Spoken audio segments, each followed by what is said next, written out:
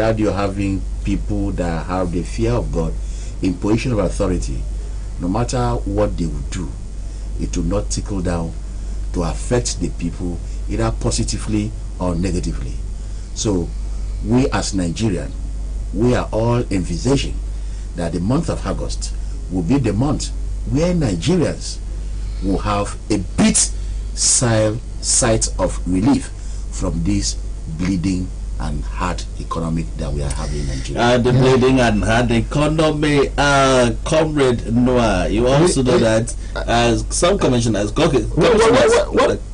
commissioners will be sworn in today by His Excellency Governor Omar Basino. What are our expectations as they come into office? What I wanted to add is, by August next month, we are going to have 100 days in office. That is with the national and the state administration. So the citizens expect so much because of what we passed through. Now the commissioners is going to swear in. Congratulations to them in advance. So we're expecting more from them. We pray that God should give them wisdom to give us good governance, despite the controversies surrounding that. Some people feel that I want to be there. It should have been new blood, but be at his may. We expect them to do things differently, so that Nigerians come out of the wood, and Akwa will say come out of the wood as well. And thank God that today their rights agenda will be unveiled. So the commission are going to run the division of His Excellency Pastor Umo. So they have a blueprint, they have a guideline, they have a rule of engagement. Okay, already there's a rule of engagement, there's a guideline for them to see through. That's why we say congratulations to Comrade Ini Mebon, congratulations to Right Honorable Noitmuno, congratulations to Oman Essen, and all the commissioners that will be sworn in today. We say, may the Lord be with you. And then back to the business of today. We start with the Punch newspaper. And the Punch has this on the banner headline: Tinubu pleads for more time as NLC issues strike notice. With the right, the presidency meets NLC TUC over palliative delay. Labour insists on Wednesday protest. Another writer says resident doctors strike grounds hospital. Federal government may enforce court order against Labour. Up there we have a National Assembly to unveil ministerial list today. Fabio aids bring days that will be found in page 14 of the Punch. Also, IPOP Senate to work for a past extradition kills pro Kano's motion. APC crisis deepens as Lokman resigns, blames president. Down there we have Abia policemen hunt killers of colleagues in commissioner's convoy. Let's begin with the president, the presidency, and the Labour. Now the presidency is coming up again. We used to have the president and the presidency. Now when we came into the government of the Muhammadu Buhari, the president who have just left the office, we have another language of the presidency. Now the presidency is coming out again in this government. I hope it will be a good thing for the masses. Tinubu pleads for more time. How long will the masses wait? More time for what?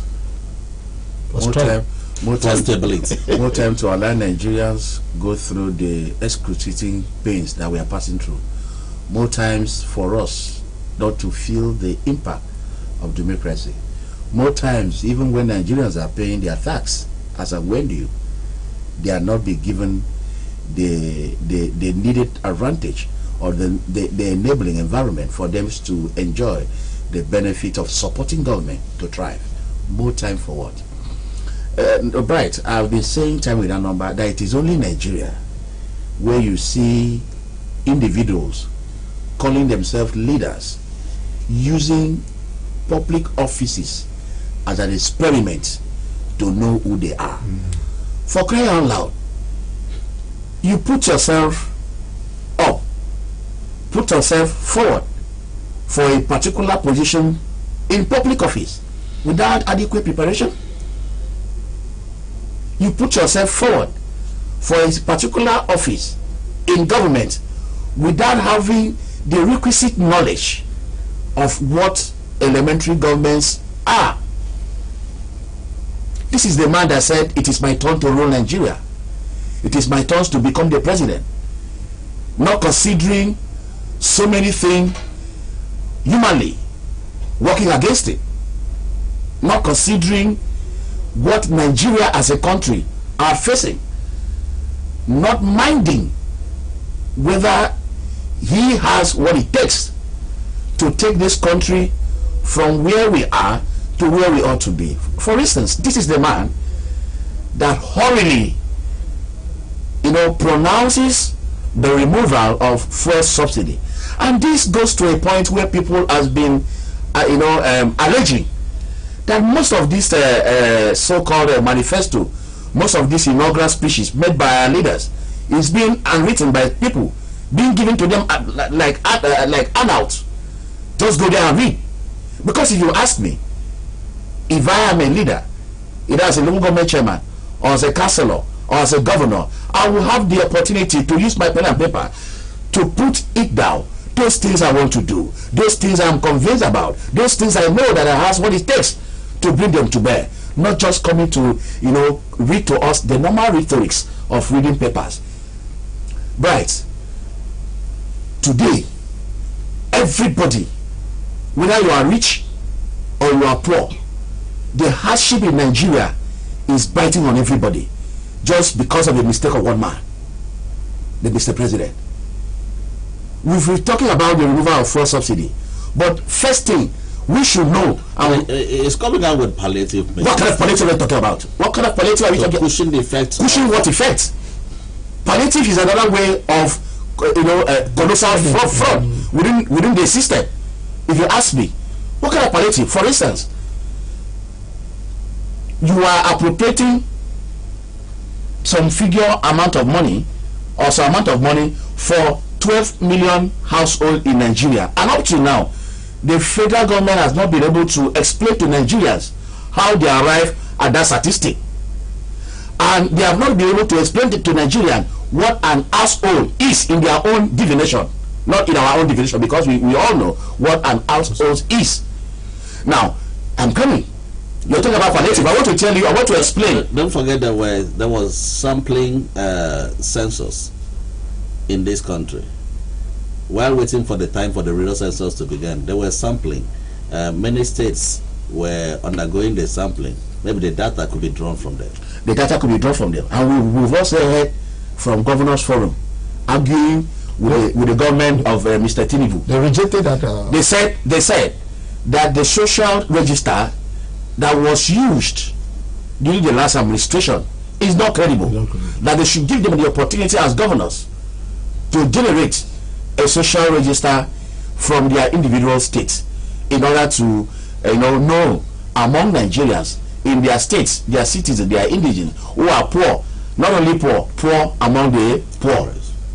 Now the question is this: are we truthful to ourselves? If it is alleged that Nigerians, as it stands today in terms of population, that we are more than 200 million, and somebody is just coming out to tell you that is going to give palliative to a petty number, a meager number of just 12 million, is that not suicidal? This is a government that has not planned. This is a government that do not even know the problem of the people. Right? What is so wrong in the federal government of this country, led by His Excellency Ahmed Bola Tinubu, to put up whatever amount of money from the yanking off of the so-called fuel subsidy regime? If we could not put our refinery in places, if we could not revamp the existing refinery, what is so wrong in establishing a modular refinery? Nigeria is a country where I see government subsidizing consumption. Any government that subsidizes consumption is bound to fail. Advance climb, subsidize production. The only mainstay in Nigeria that we earn foreign earning is the crude oil. What else is being imported in this country that can stabilize our economy? Look at the astronomical height of the inflation in Nigeria. is as a result of all this planning that I'm talking about. What do we produce in this country? So calling back to what the paper has reported, the NLC has their own point of reason to agitate, not to wait for the Mr. President to negotiate with them before they can embark on strike. But I want to call out the NLC. We've seen series of NLC regime in Nigeria, and if you ask me, it was only when I grew up, when Adam Ashimole was the NLC president in this country, that I heard so much about NLC. I don't want to talk about the last NLC led by Ayuba Waba. Those are conglomeration of people who refuses to agitate for the public, agitating for their pocket. If you ask me, I'm going to explain that. The NLC has nothing to do now by negotiating the welfare of Nigerians with the Mr. President. What they have to do is to go on strike immediately. And when they are going on strike, they should go with clear agitation that will not only benefit the civil servants but the entire Nigerians. Because this pain, whether the government are projecting 200,000 minimum wage, it is meaningless. You will have the money will not have any value. So when the NLC are projecting for this strike, my own advice and opinion to them is this: they should hammer on the presidency and the president himself that modular refineries should be fixed, if not in all part of the country, at the part and the section of the country that will have this raw material in deposit. Okay. The south region, we should have modular refinery where petrol will be sold at 145, 150 at most. In that, you will know that there will be value for your money. Not talking about palliative that will go back to political cronies. Okay, thank you so much. Someone argued about having refineries made by the government. That in advanced country, things like that should be done by business and individual, because everything owned by the government is always on the other side. I seem to agree with him, because everything that is government owned, the public and the masses will see it as. But everything that is owned by an individual or a business person, everybody will know that. Let me come to that. Let me go. For still on this paper, fresh 162 illegal pipeline. Fresh 162. I repeat that again. 162 illegal pipeline connections. Refinery uncovered. Let me take that again. Fresh 160 illegal pipeline connection refineries uncovered, says NNPCL. How come? Don't go for it. Don't go to the addendum. Let's. This is very important. Who are the owners of these 162 illegal pipelines? How were they connected to the source? How, after being uncovered, what are the measures the government will take to handle this, so that another pipeline will not be connected again? You see, Brad, we are in this platform, we are here to advocate for good governance. We have said that first, NNPCL is a problem to Nigeria. Now, my brother just said something. I said, when you guys, then we say you should not go. See, subsidizing consumption is very wrong. What stopped Nigerians to look at that? I told last week on this platform, I said I did a personal research on modular refinery. The modular refinery can be established with an amount of about 250 million US dollars. Now you just said something that somebody said that government has no business in business. Government is to provide. Government has no business in business. Government has no business in business. Government is to produce enabling environment. What job in PPP, public-private partnership? Don't you have the crude oil in Nigeria? Could you open up talks with foreign investors? Who will give you the land? We'll give you CFO. We have the crude oil. We have the personnel. Come up. This is what we provide. How much did you have? Let us establish modular refinery. And I discovered in modular refinery, if there is a problem, you can assemble and reassemble it and go to another area. Now, we have 6 geopolitical zones. Why can't you establish a moderate role in each of the political zones and have a final solution to this fuel crisis? Now they are saying about palliative. Putting palliative, it doesn't work. Now, these people, because the government don't want to provide refinery, illegal refinery is plunking up. The illegal refinery is, this refinery is the only refinery is AGU. And AGU, you know how much is selling now? It's because of government don't want to do the right thing. That's why the individuals are resorting to sell. All this 100 and something, it happened before. This former chief of army staff says that's why they call it standard procedures. When they hold any tanker that is stealing crude oil, they burn it. Why? Because accuse the army that they conspire and stole the crude oil.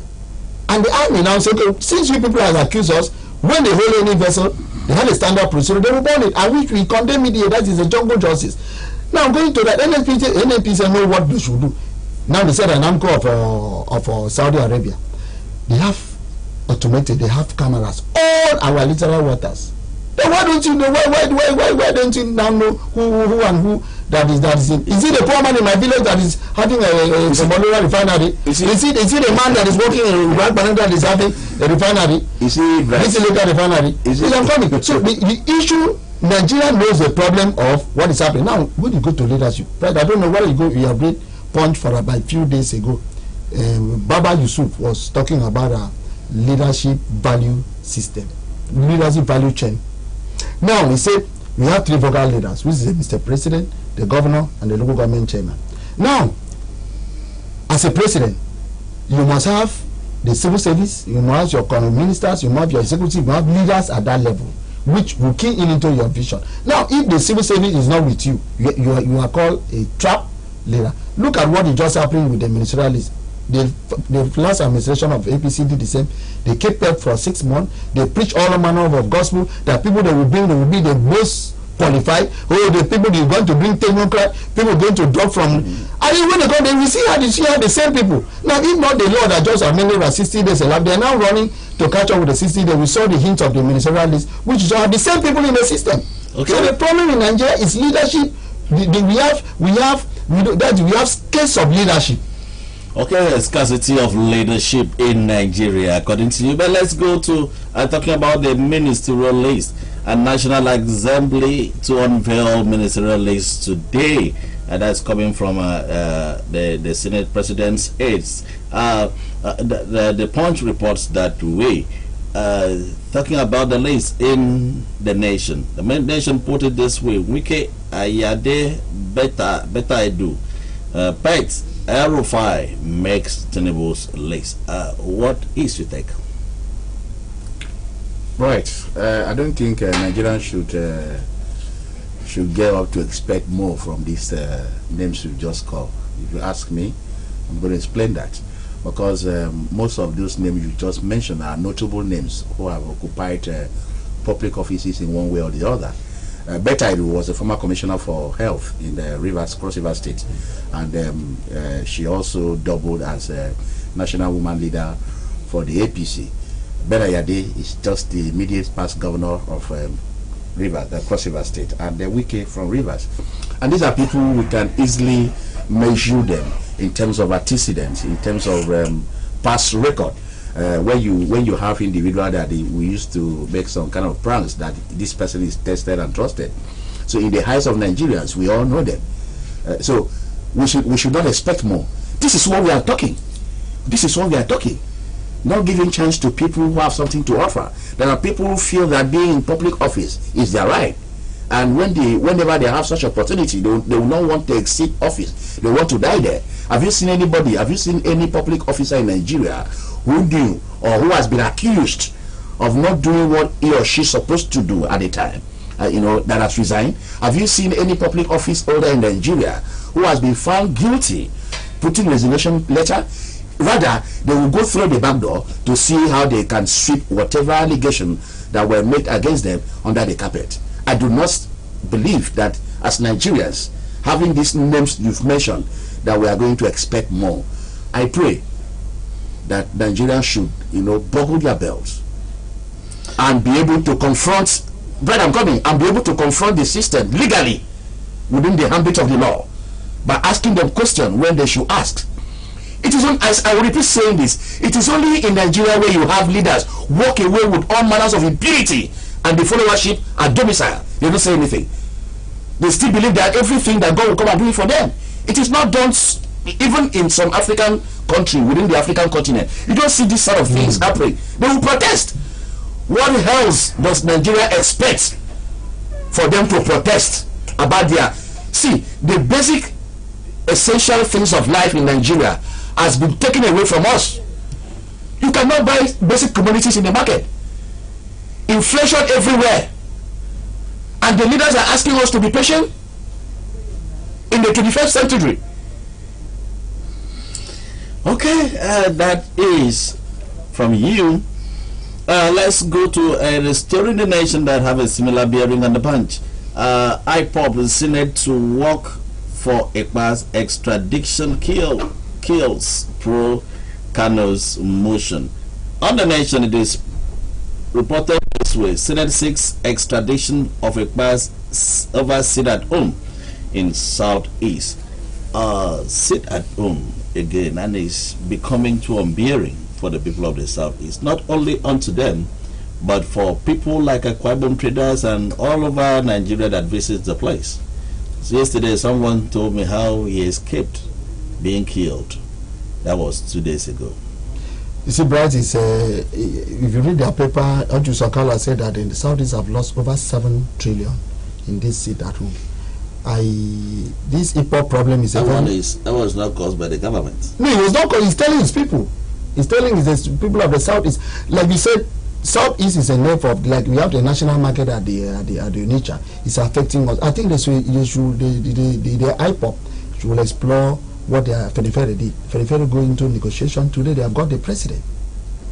When the Nareko solve like Bressan, that Baker, so many people that they fought, I think they should emulate that. They should emulate also the Nigeria. There are other people that still what the IPOB is doing. They are destroying the Southeast, which even if they have been given the opportunity, how can we take time for them to build? Like what? Some of them, Ekpa is staying in Finland.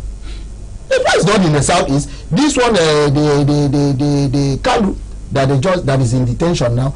He was staying abroad. You know how the Barbarian organization, after giving him belly, ran and still stayed there, and he just teleguiding the people here, brainwashing the people of the Southeast. Don't go to work, killing people. Presently now, do you know nobody goes through the Southeast? We have kidnapping, like what this man have said. Their senator, one of their senator, Abaribe said that hoodlums have taken over the whole fight. The president, what are they fighting for? You want self-government. You need to agitate. You need to. I'm not against those what they are doing, but they need to take in negotiation. We see what they do. They got the president of their own through negotiation. So what they are doing, they are using to destroy the Southeast, and the spillover can even spill to other states, and it's our neighboring state. So it's a very big concern to us. So like now the federal government is writing to Senate that should extradite Ekpa. Now the question that even you say, but another person you saw that the gold mass of one was Rike. This is just like business. When another one, another one sprang up. That I was saying in Lagos. It's just like a business. It's always a business. And now they are forcing their billionaires to finance. If you don't finance, you cannot do business there. Some people are benefiting from it. Will they even allow you to do the business when they tell you to sit at home for 6 days? And the only day you have in the week is Sunday. And Sunday we know that is a worship day. It's a worship day. So the problem is, I employ my brothers. You know, we love them. Nigeria is you see, rights. You demand for your right, freedom. You demand for freedom. It's not being given freely. I'm not saying that the Southeast is a very bad people. They are very good set of people. They are our brothers. They are our neighbors. Please, they should take it into good negotiation. They should go into peace. That when it is time, everybody knows that what they want power. I say they want self-government. If it is the will of God, because I don't know what God owes for Nigeria, but personally, I'm agitating for one Nigeria with a good leadership. But what you are saying, the problem we are having is leadership.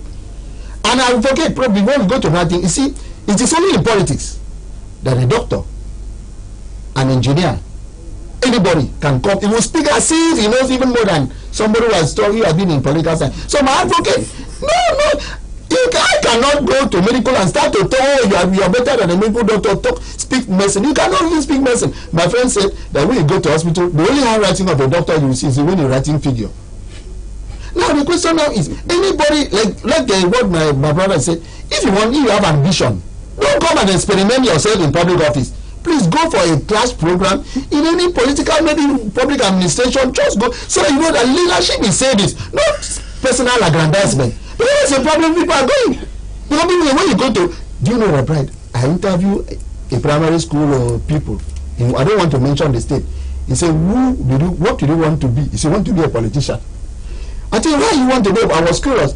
He mentioned one local government chairman nearby to where we were living then. He said, want to be like that man. That man is very rich. And I go laugh. And the mentality of that young man, even if he become a medical doctor, he will see where he can factor himself into an appointment. When he get an appointment, he will start stealing.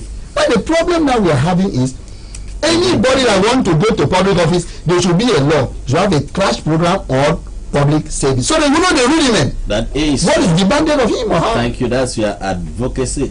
I was to have an interview section with the Rodnas student executive who were to come for my program on the radio. One of the things I wanted to ask them was what you've just said, because we see every graduate are getting into politics.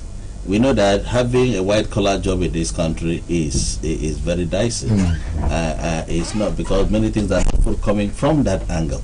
Everyone wants to be a politician, and you think, is politics for all comers? Is it an all comers affair? We used to see politics as an instrument for leadership. And you climb from there and become something to lead others. But because of the money involved now, everyone wants to be a politician. I think that is one thing that should be addressed by the lawmakers. But it's true. Let's go to our last story before we leave the stage. The DSS probes scuttle in court over Emefiele. We all saw what happened that day. Someone said the other day, what a shame to a country we have. So that there are people who are above court judgment. The judge gave an order. Emefiele should be remanded in the prison until the bail bond is being ratified. But we saw what happened between the DSS and the correctional centers officers. What is your take as we close? You've already counted it all. It is only in Nigeria that you see this kind of shameful acts being perpetrated by institutions in the same country. These are federal institutions. The DSS is domiciled within the presidency. You have the correctional center, also the federal institution, and they're supposed to work hand in hand. They're supposed to be a cordial relationship. Is there any benefit that accrue in keeping Emefiele in either a DSS custody or wherever Emefiele is being kept? The bottom line there is this: why should the DSS struggle to keep Emefiele when the court has given an order for Emefiele to be released? Now, in my own opinion, the only people that have the right to have the custody of Emefiele until the bail bond application is being made are the correctional center officers, where we used to know as the prison warrant, not the DSS. Now, it is only in Nigeria where you see court order being disobeyed. We saw that, during the last administration of His Excellency Muhammadu Buhari, flouting court orders. What kind of impunity that our leader exude while occupying public office? If we disintegrate the only arm of government that serves, as the hope for both the common persons and the rich, where lies our faith? You disabuse, disobey the order of the court. So it is a shameful thing.